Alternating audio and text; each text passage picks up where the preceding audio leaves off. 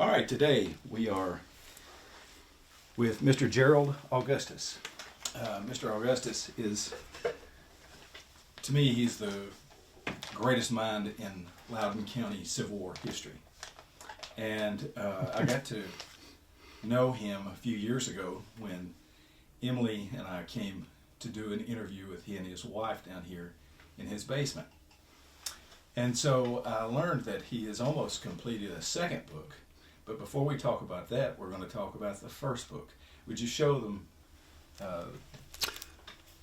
That's my first book, The Loudon County Area of East Tennessee in the War, 1861-1865, which is a long title, but it's what I wanted it to be, because there is another Loudon County in Virginia, although they spell it with the second U, as the old Fort Loudon should be. But anyhow, this all began really much earlier in the 80s when the Loudon County Historical Society was going to write a book about Loudon County, and there was a grant to do it and whatever, working through the East Tennessee. Well, long story, it didn't get done. But I had done quite a bit of research on the war in 1865, or 1861, 1865. So I went, there's a lot of real great information.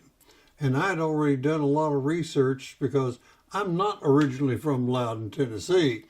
And consequently, I've taught, and I believe you got to put the local connection, if possible, in there. And of course, Loudon County was very much in the war, although we didn't exist as a county at the time, but the area. And so consequently, it is called the area, not just Loudon County. Now, it went on and on and on. I kept researching. One of the things I found out, talking to a bunch of other people who have printed books and published books and whatever, one of the hardest things to do in writing a history book is knowing when to stop. Because there's more out there. It's just out there. And my wife, who is unbelievably supportive of all my writings and doings and whatever, she did so well, and just on and on and on and on. And I had the manuscript almost together. And somehow or another, I found this little piece that went in about a paragraph long, but it fit so well, and it really didn't have to change anything else. You could just stick it in there, and it was a good little story. I can't even remember what it was now. But I took it to her and said, look, this will go in here. And she looked up at me and she says, I think this is a never-ending book. And I said, that's it. I'm not adding any more into the book. But I found so many interesting people in here. Henrietta Ramsey Lenore, the daughter of Dr. J.G.M. Ramsey. Then I got into Dr. J.G.M. Ramsey because of that, who is a really colorful individual. Might be one of the grand things I found out about all this. But there are so many people and so many stories. The Lincolnfelters, who were in the 3rd U.S. Tennessee Cavalry and were unfortunately on the Sultana when it blew. And the one brother was able to swim out and grab hold of a tree and hold on till rescued and went home. And his brother George wasn't there. And he got home, and of course the family was so happy to see him, but that they begrudged the fact and were so sad that the other brother didn't make it. About a month later, in comes Walking George. He had washed down below Memphis and came ashore, was taken care of by a family, and walked all the way from there to East Tennessee because he said he'd had enough of government transportation. It's stuff like that that I just absolutely think is precious. And then it's been preserved, thank goodness. So that's basically how the first book came into being. There was 1,000 copies printed. Eventually there were 35 more the publisher found. But the thing was, I really didn't think the book was going to sell that well. I thought if I could sell 500, I would be doing exceedingly well, and probably not. The idea of ordering 1,000, I thought, oh my gosh, my grandchildren, 2 of them who'd just been born, would be out hawking those things to get some money for college. But they sold out in 3 years, everything. So it went over much, much better. If you look for it on Books, Find a Book or something, it's worth a lot more than the $30 that originally sold for. So at some time, do you think you'll have more printed? Because people have paid as much as $75, that I know of, Yeah. have paid as much as $75, and some of them are asking a lot more than that. You know, whether they go, the price varies. I think $65 or something like that was the cheapest one I've seen in recent years, and that was from the Loudon County Friends of the Library. Had sold it at a very low price. But it's always fun. I've picked up some. I've had a couple of friends who have found them different places. Believe it or not, they were sold even in Europe, which amazes me, some of them. So that's what there is.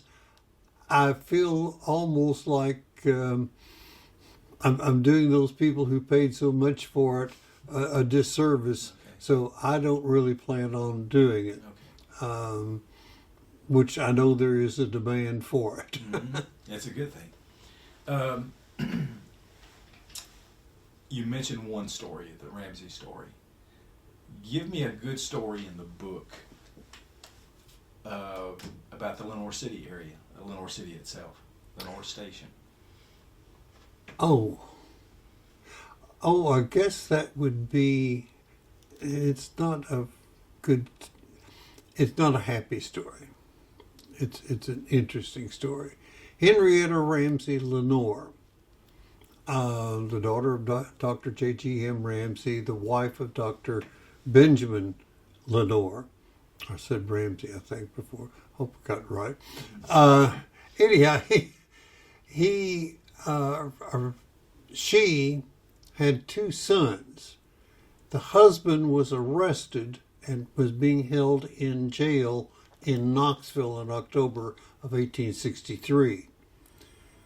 And while he was being held in jail, the 2 sons contracted probably typhoid fever. And some of his Union friends, Benjamin Lenoir's, got him out of jail finally, but it was too late. The boys were dead shortly after he got out. And then Henrietta Ramsey, when Sanders came through earlier, she's the one who, as her father called out, they couldn't tell Union and Confederate because it was June of 1863 and they were covered with dust. They were more brown than they were blue or gray. And they were riding into, the Sanders men were riding in, and her father said, she artlessly called out, "Did the Yankees chase you off?" And one of them, probably Robert Byrd from over at Kingston, said, "We are the Yankees themselves." She realized that the money in the general store that they had a safe, and it was wide open. And so she ran across Town Creek, and it was called Town Creek at the time. Ran across, grabbed up the money, put it under a big thing of cotton, and came back and buried it in the back of their house, which is probably about where the parking lot for the Board of Education is now. But then she had another child, and in May of 1864, she died, 33 years old. And her father said she died of a broken heart for those two older boys. That's story. That's not one of the fun stories. The human interest stories. Though. But it's human interest in what went on here during the war. So, but I finished the book. In the beginning of it, in the preface to this one, I said, there's a lot more to be told. There's a lot more to be found. And I hope somebody will take up and record some more of it. Well, Darrell Tuck did a beautiful little thing on his ancestor that was in the war in a big book. And of course, the Kate Brewster and her husband did that wonderful thing on Hackberry, which I think adds to the whole story completely.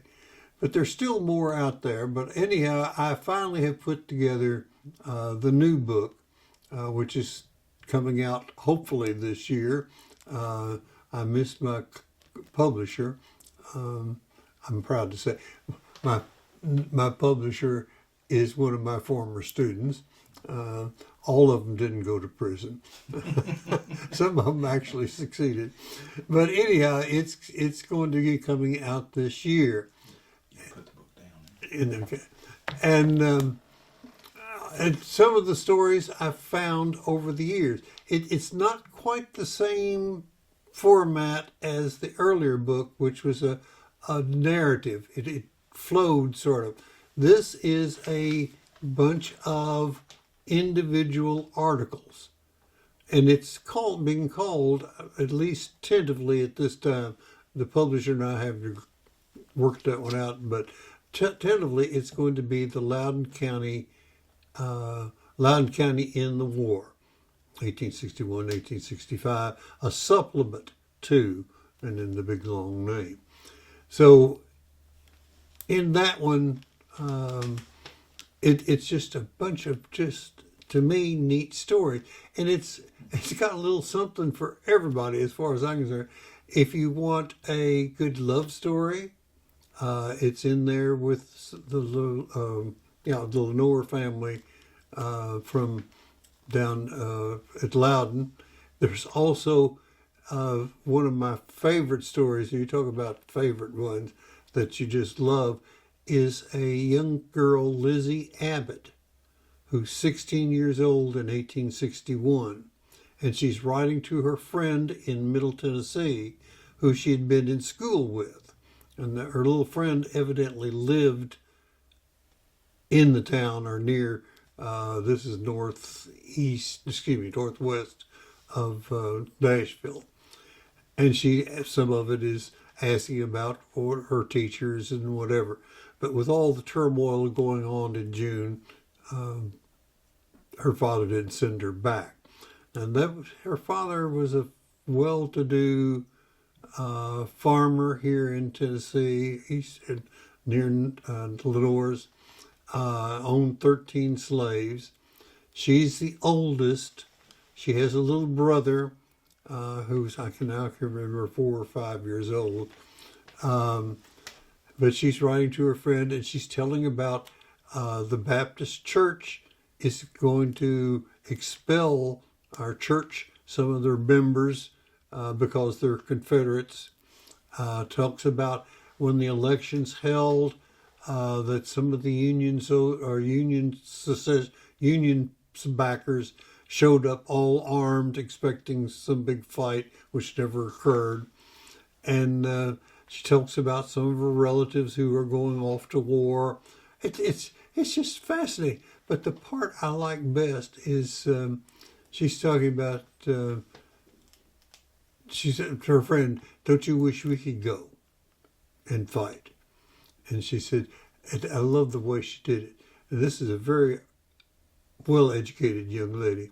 She didn't do this on mistake. It was purpose. And he puts in quotation marks. She's, don't you wish we were hymns? HYMNS. And so we could go fight. I just, lovely story. Later on, she, 19 years old, she marries one of the Harrison doctors. And they live for a short time in Alabama, which is much more Confederate leaning than East Tennessee was. And lo and behold, after she has a little baby, there's a carriage accident and she's killed. Was he one of the Harrisons from Loudon? Well, actually more from Philadelphia. Okay. I get all those Harrisons straight. It's straight in the book, but I can't right off the top of my head remember which ones it is. There's monuments. I thought there were 2 monuments in Loudon County. There's 3. You have to read the book to find the third one. And I do tell where they are. I list all of the markers, whether the Tennessee Commission markers, photograph of them, have the text exactly what they say. I have all the Tennessee, not Tennessee, but the Civil War trails markers and what's on them. The importance of Loudon County is really the fact that we have that big bridge across the Tennessee River. And therefore, I'm always fascinated with the East Tennessee and Georgia Railroad, which is the name at the time. And I've got when the bridge was finished. I found an article in the Athens newspaper of when the bridge was finished, which is quite interesting in how big ceremony it was. I also have information at the end of the war of what the condition of all the engines were on the East Tennessee and Georgia Railroad, where they were. Most of them tells of where it was built, all that. All this information has just come forth. And one of my former students gave me the best article maybe in the whole thing. It's the Philadelphia newspaper correspondent who went to Loudon in December of 1863, right after the Confederates pulled out, and tells about the condition of Loudon. It says there's not a window pane left in any house downtown. He said a lot of the doors have been torn off. The people are wading into the Tennessee River and pulling rifle muskets out because the Confederates couldn't move them and pitched them into the river. And tells about all the debris in the Tennessee River from the trains that have been run off into the river. And one of the things he tells about, there's a pile of Confederate sabers in the street, probably Steaky Street, that had been the Confederates tried to burn them. Well, guess what? Over the years, among other things I've picked up is a Confederate saber from Loudon that nobody knew in the family where it came from.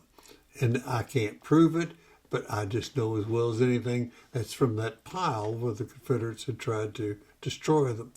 There's just that. It's fascinating when it talks about the condition of the town, and to think within 5 years from that time, or actually longer than that, 7 years, Loudon County's created. So it's just. There's just so many good stories, Union and Confederate. In your first book, it was what, 14 years in the making of research. 16. 16 of 16, of actually. writing and research. Yeah. So where in the world did you find these new stories? How did you? Oh, well, see, a former student brought me information of the newspaper, gave it to me, original paper. Um, oh, in the original book, there's a mention of two Confederate naval officers being arrested in Kingston. And I picked that up in something called the Official Records of the War of the Rebellion. And after the book came out, a friend of mine over in Kingston, now deceased, but Buddy Bowers, and he said, "Do you want more on that story?" And I thought, "You knew I was writing a book. Why didn't you tell me?" And he gave me a source, found out about it. Then once I had a name, then I could start doing all sorts of things, and found out it was in the official records of the naval forces in the War of the Rebellion. And there's a fascinating story in there.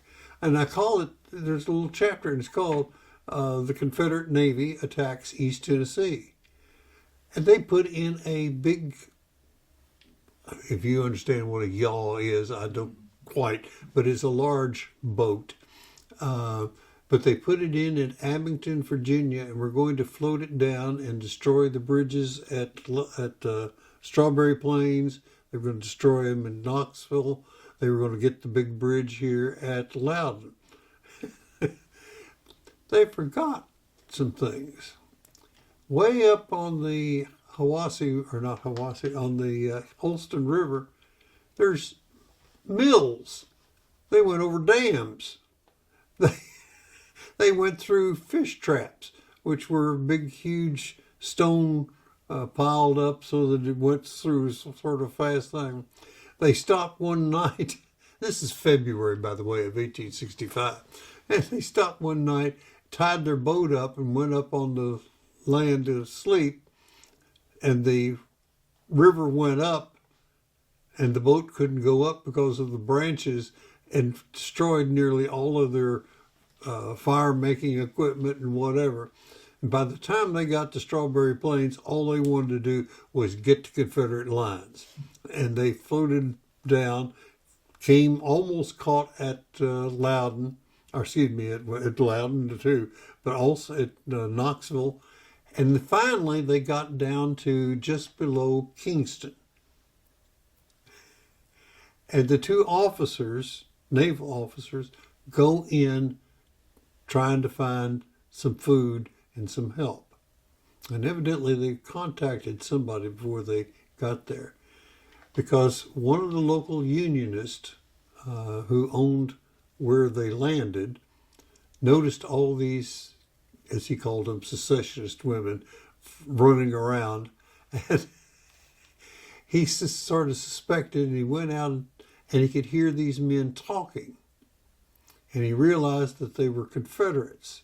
And all they were doing was, they had no guns, they had nothing, no food. They were just trying to get a fire started to warm up. And he went and tried to get some men to help him.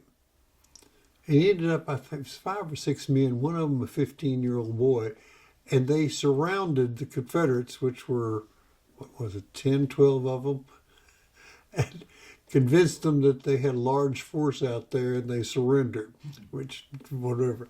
But they're just fascinating stories throughout the whole thing. But I've enjoyed doing it. The problem is, because of my medical condition, I can't have procedures done to my eyes, and I'm having a very, very hard time. It should have been done very much quicker, but it's just taken me that long. And I've had so many people to help me. My family in particular, daughter, son, son-in-law, 2 granddaughters. And in the original book, at the Battle of Philadelphia, in October 20th, 1863. One of the things I've gotten to find out, there were 6 cannon captured. They're little small, what they're called mountain howitzers, short-barreled little guns that were easily maneuvered around. And anyhow, a friend of mine sold one of my books 26 years ago up in Virginia. And this man got it, bought it, came back in about after a while, and he said, you know, that's the best account of the Battle of Philadelphia has ever been written. He said, but he has the wrong artillery unit. And my friend came back to tell me that. And I went, what's my footnote? What did I say I got that from? And it was from supposedly the expert on what units were in every skirmish and battle from the North in the war, called Frederick Dyer's Compendium to the War of the Rebellion. Well, he said it was the 24th Indiana. Well, it wasn't. It ended up being a cavalryman. Today you're a cavalryman, now you're an artilleryman. And anyhow, we've got, but the reason the fellow knew so much about it, he owns one of those cannon. And actually 2 of them exist. One he has in Virginia. There's one in the Atlantic Historical Society. And both of them are engraved on the breech, captured. And it says Stevenson's division, which Carter Stevenson was the commander. But it was actually the cavalry that did it. But October the 20th, 1863, Philadelphia, Tennessee. And to me, that is just absolutely fascinating. In writing this second book and gaining all this new material, what has been the most rewarding aspect or part of writing this follow-up book, book number 2? I taught school and was principal for 30 years. I'm still a teacher. I still just enjoy sharing. I'm not one of those that likes to, ooh, it's mine, you can't see it type thing. And there are people like that. No, I'm for sharing. I'm for sharing, trying to share my knowledge.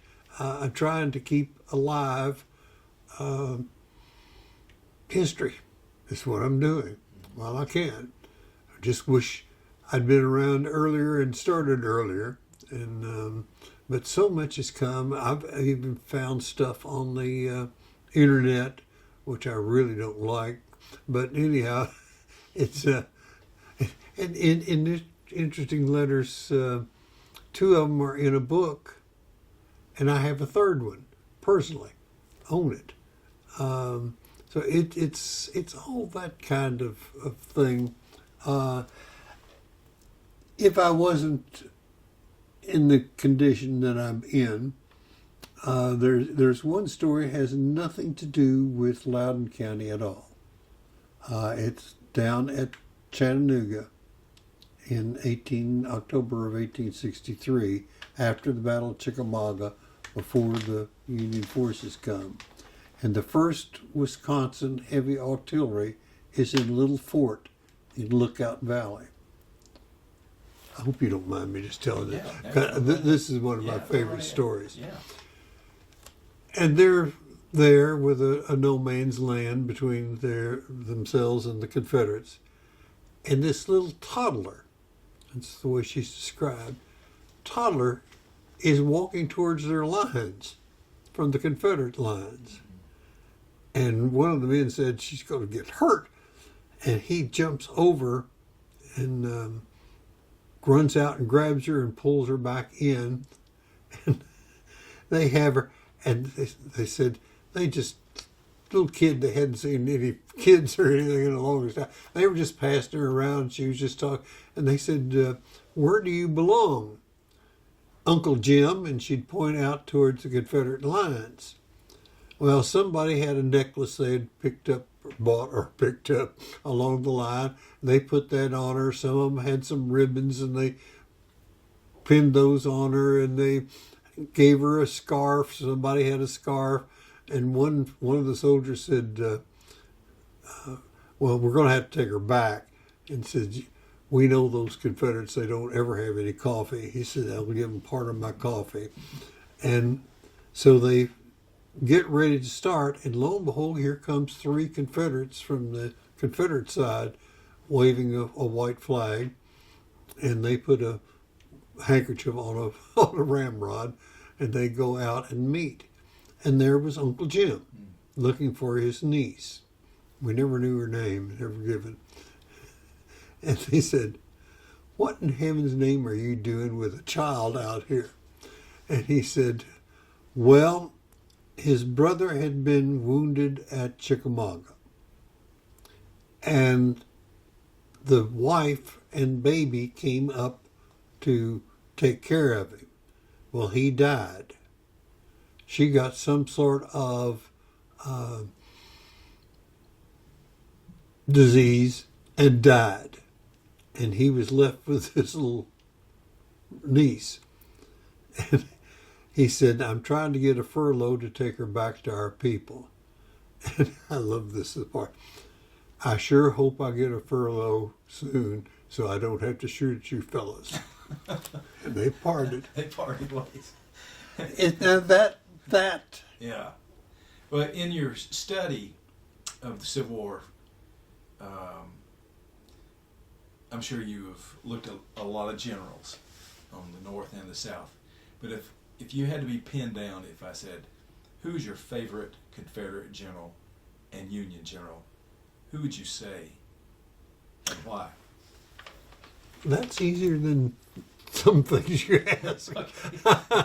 Because I've always been very fond of General Patrick Cleburne, a Confederate. Irishman, Protestant Irishman, from Arkansas. The best biography of him said, he'd make mistakes, but he never made them twice. And he was very, very, very dependable and a very great general, and was killed at Franklin. They shot 2 horses out from under him. He finally went in on foot and died. Oh, that used to irritate me to know it. He used to, his body was found near the doorway to the Pizza Hut. Well, I went to watch the Pizza Hut torn down. So that's easy. I've always been a very big Patrick Cleburne fan. I just liked him. But the Union general, in my opinion, the best Union general they had was General. Now you got me. George Thomas. George Thomas. They called him Slow Trot. He was very meticulous in his plans. He could not be rushed.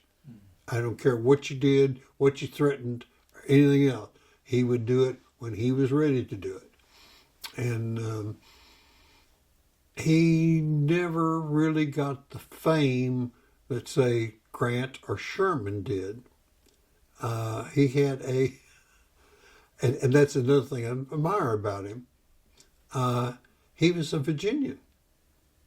His sisters turned his picture to the wall and refused to give him his swords that he had been presented from the Mexican War during his lifetime. But he was good. He was really good. He was a great general. He's the one that's known as the Rock of Chickamauga. When the whole Union line, especially the right flank, just disappeared, he was the one that got up on Horseshoe Ridge and made a stand and held the Confederates back until he could withdraw at night. I just like him. But anyhow, being a Southerner, it'd be hard for the Yankees to say, well, the best general we have is a Virginian. So I think he's misunderstood. Grant and Sherman didn't particularly like him. I think they were envious of him. His men tended to love him. But he was Army of the Cumberland, started out the 14th Corps, and went to the largest army in Sherman's forces going down. So if I ask you, who was the better general, Grant or Lee, you would say? Lee. Why? Lee,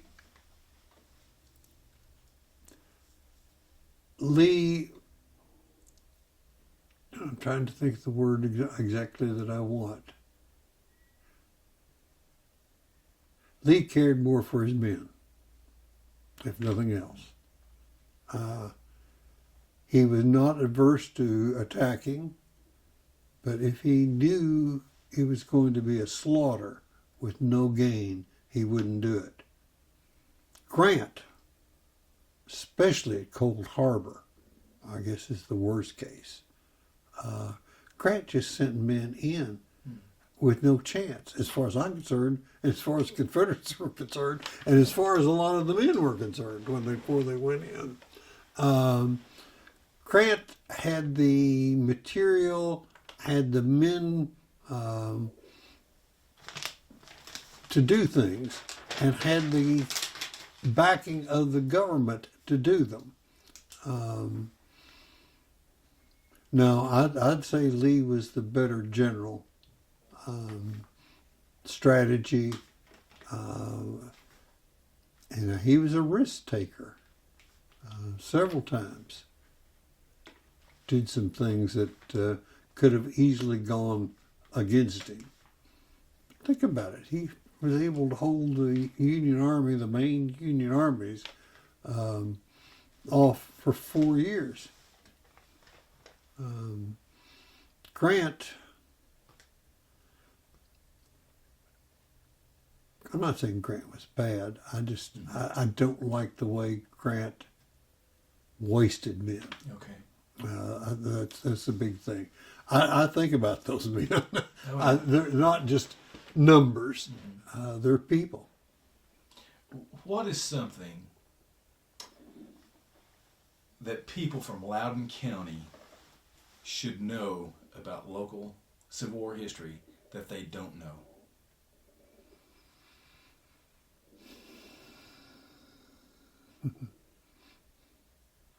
I'd say the general public, and I got a little anecdote to go with that. Okay.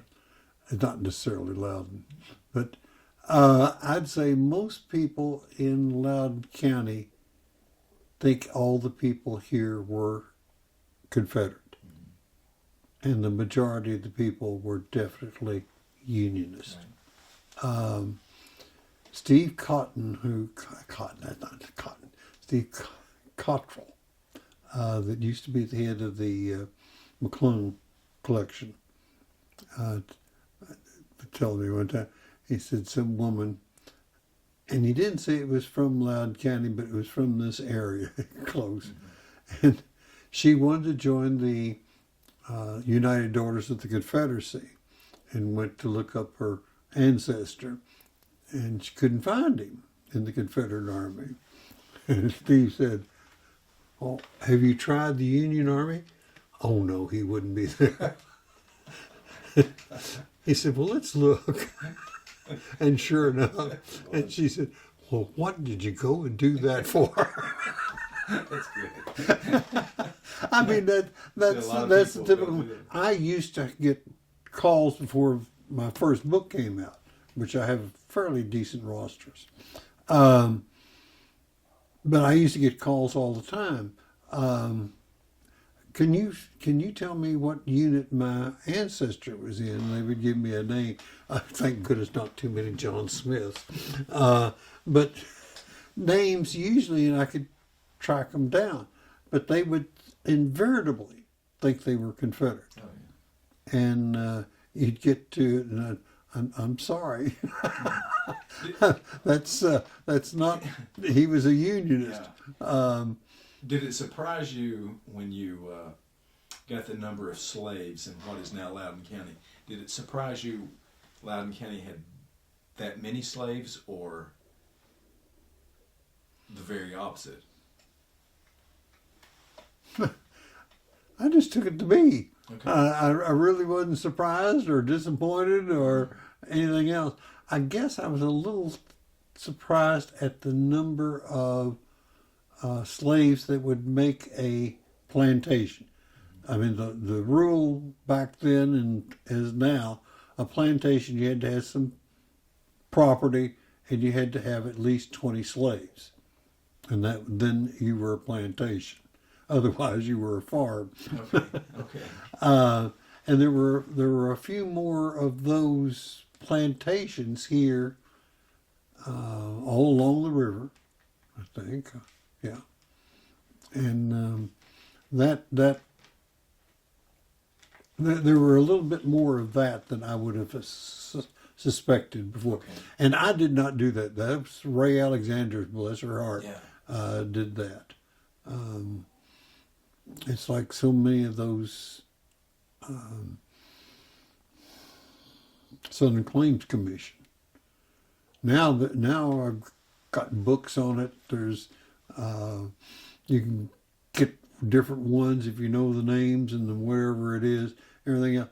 Back when she gathered all that information, she actually went to Washington, D.C. and dug that stuff out and got two of the banks to print them. Or to pay, not print them, but to pay to have them copied. Ray Alexander did a lot of work when it was really hard. Yeah. Yeah. It's much easier today. Mm-hmm. Well, the second book, well, I know I'm going back and forth. Yeah, that's fine. Here, but the second book, when is the goal for it to be printed and published? At this point in time, there really isn't a goal except this year. This year. Yeah. Okay. Now, in the preface, I say, I'm probably not going to be here to sign a book. Well, you could have said that 2 years ago, though. Yeah, I could Never know have. what the good Lord has. The good Lord has just kept me around. Yes. And now I can't know that I could see to do it. But anyhow, I always, what I wrote in there is I hope you enjoy the book. Uh-huh. And so I just put that in the preface to the book. Yeah. Well, I'm sure we will enjoy the book. I'm really looking forward to it coming out. Is there anything else you wanted to say or talk about in the second book before we end?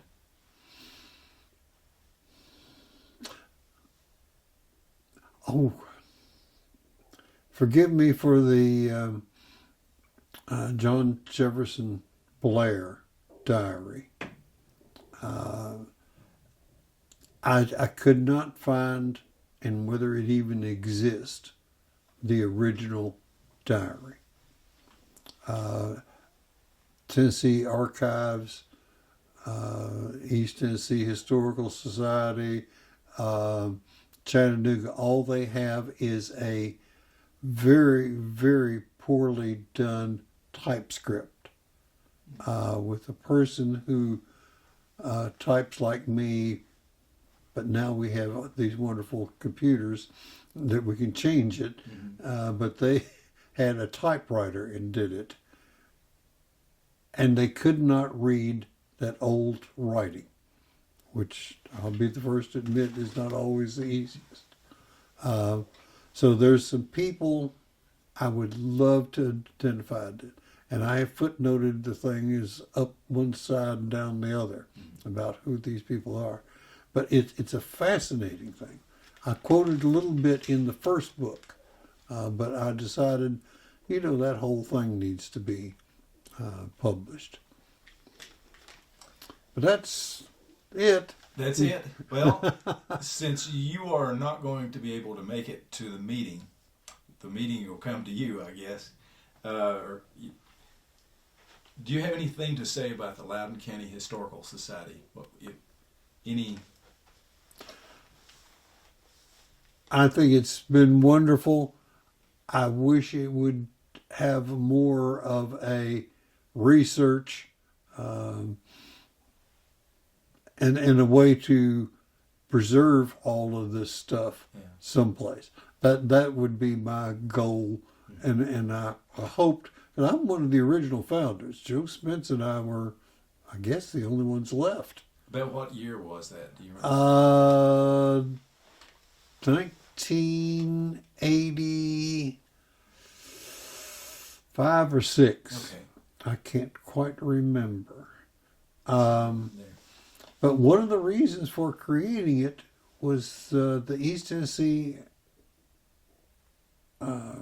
Historical Society had gotten a grant to help counties write books about their county, anything history of their county. Mm-hmm. And we were going to do a general one.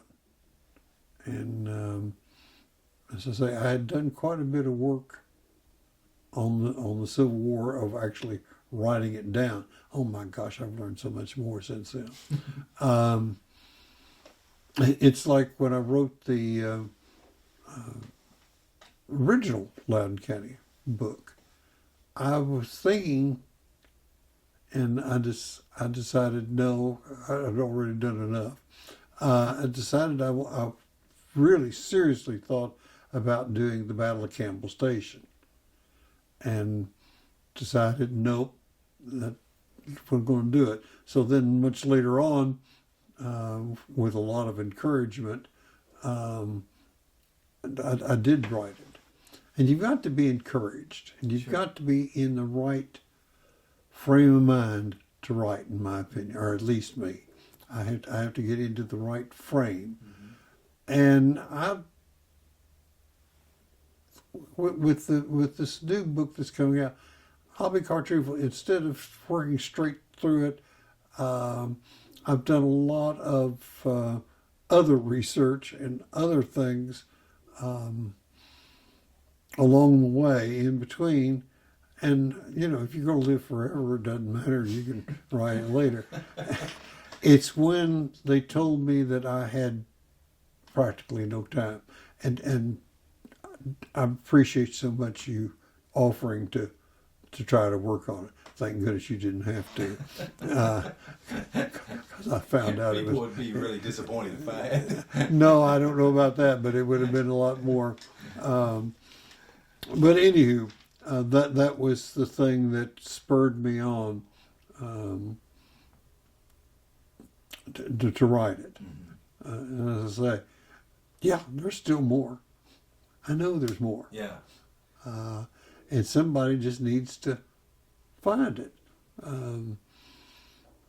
But I have such a wonderful resources here. Oh, yeah. Pulling things out. So. Well, I want to thank you so much for doing this. I really appreciate it.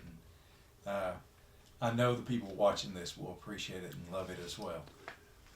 I hope so. Hope I didn't bore anybody. No. Thanks so much.